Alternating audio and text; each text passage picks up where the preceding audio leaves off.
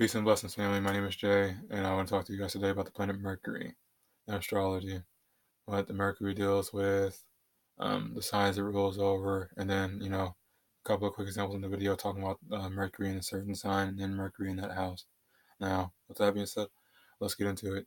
So, the planet Mercury deals with our it deals with our mind, but more so that part of our mind that likes to the part of our mind that's like, what if, or is that is that really what they were thinking, or is that how they really feel? That's the part of our mind that Mercury deals with, or the brain, however you like to look at it. So we know Mercury deals with the part of our brain that likes to think, likes to that likes to think and communicate about things, that likes to make sense out of and rationalize things, that likes to analyze and critique things, and also form different uh, and likes to form different ways of being intellectual and logical and et cetera, et cetera. All that falls under the planet Mercury. And since we know it deals with, and, since we know that Mercury deals with being analytical, we know this is also that part of our mind now that likes to deal with getting into, likes to deal with gathering up the details so that it can, um,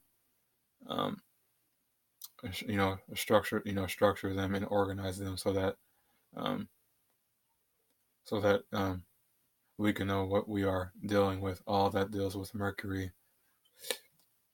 It's like it's like that, like the part of us that is like, curious about a certain experience and wants to, extract information from it so that we can know what that experience is all about. Whether that's with a person, place, or thing, that's what Mercury deals with for the most part. Like the kid or the teenager that just likes to get into things, and then after experiencing those, knows what that experience deals with. So yeah, or the teenager too, but yeah, all of that for the most part deals with Mercury. And another thing too, since it deals with the part of our mind that likes to think and communicate and be rational, we know it's also the part of our mind that's responsible for since it likes to deal with being rational, we know it's also part of that part of our mind that likes to deal with being the mediator and being compromising, whether it's with a certain person around us, a place that we're in, or a certain thing that we may be attracted to or indulging in, things like that. So yeah, because rationality is the opposite of rationality. What is a rationality? Irrationality can honestly be irrationality can be associated with anything that doesn't make sense, anything that is not, you know, um, familiar and unknown, and not that doesn't anything that deals with things that don't make sense, can't can't be analyzed, and so on and so on. So yeah, but now let's move on. Um, Now, the signs that Mercury rules over are Gemini, and we know Gemini's ruled by the third house. What does Gemini do? What is Gemini? Mutable air, different ways, different forms of communicating, and and different ways of thinking and communicating and being, logical and rational for the most part. And then there's like there's like the other half, which deals more with the Earth side of it, which is which we talking about Virgo, which is the sixth house, and Virgo is also ruled by Mercury, but Virgo is more like Virgo deals more so with the side of Mercury that likes to you know analyze certain things, or be analytical when it comes to certain experiences, so that it they can make sense. And if it's a certain like person, that's where the critique may come in, or if it's like a certain place that they may visit, that's all that will any of that they're analyzing. That's gonna they're gonna make a critique for. So yeah, Gemini deals more with like gathering up different the different ideas and ways of communicating and being rational.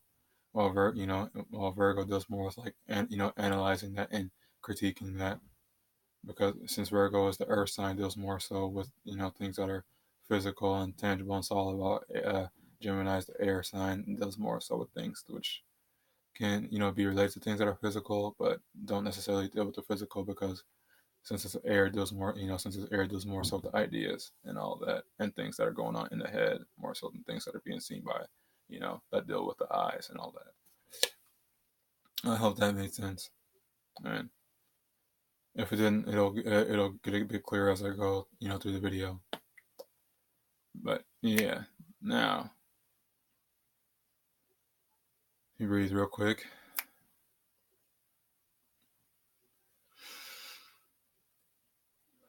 No, the shallow exhale breath. But anyway, yeah. Man, I wonder what these trends are like today. Anyway, I digress. Now, getting more to the third house really quickly. Third house deals with your immediate surroundings, and it's also a house that deals with communication and short-term travel and um, all that.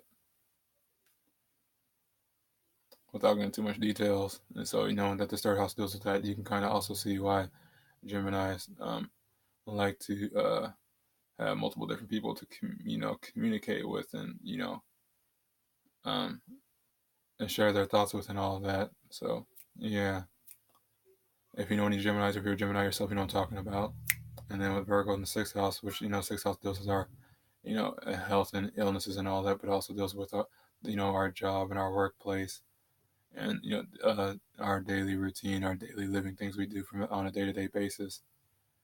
And just knowing that, we can kind of see why. And then we know the things that deal with like our day-to-day basis and our health and all that. We know that well, that when it comes to things that we do in our day-to-day, like brushing teeth, and grooming and all that. What do we do when it comes to things like that? We set up a routine and structure that and analyze that and organize that. So it makes sense that Virgo is associated with this house, and that since Mercury deals with um, being analytical and critical, which is more of the side of Mercury that Virgo deals with.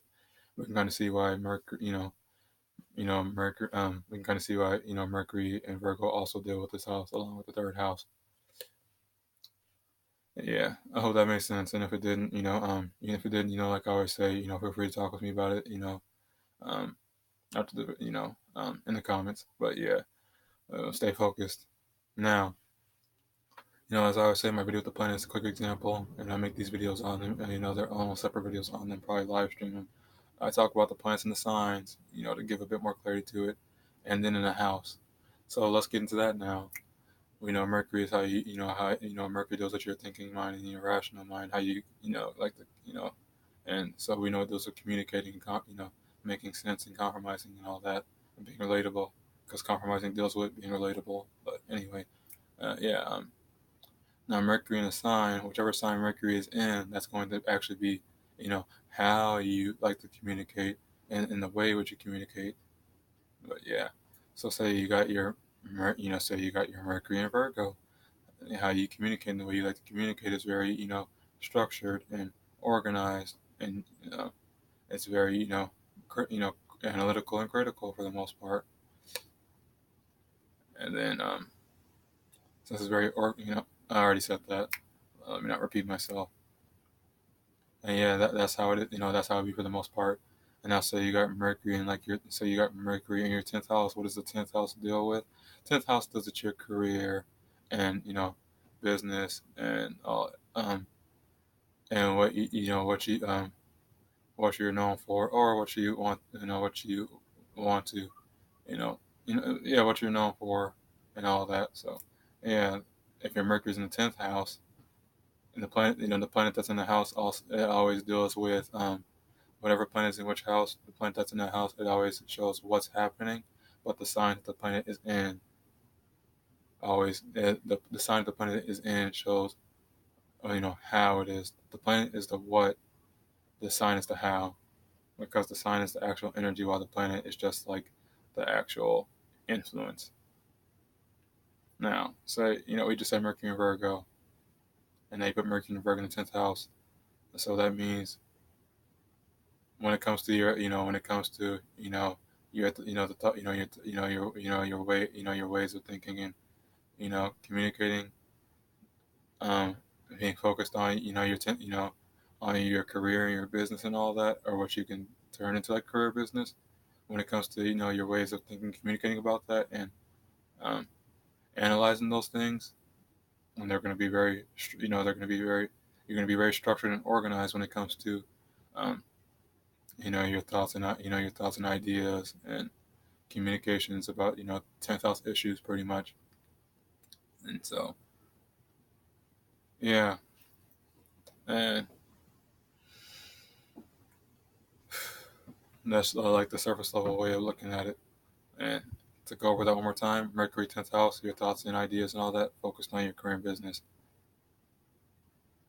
But the way that it's going to be, the way that it's going to be played out is through the Virgo energy, which is being, structured and organized and routine, you know, with, within your, your ways of thinking and communicating when it comes to the 10th house issues. So, yeah. Whew. I hope that made sense to you guys. And if it didn't, like I say, feel free to leave comments and I'll try to explain it better. But yeah, this can be my take on the planet Mercury, you guys. If you like, if you liked it, feel free to give it a like. And if you got your own, if you got your own Mercury working and you want to, want to analyze and bring some constructive criticism, I would also appreciate that because ultimately it's always about, you know, serving you guys, serving you guys better with what you create. So I mean, with what with what I create for y'all. So yeah, that's always more so appreciate than anything else. Now, with that being said, I'm gonna talk. I'm gonna talk to you guys, in the next video, where I talk about the planet Jupiter. And yeah, until then, I love you guys, and I'll talk to you later. Peace.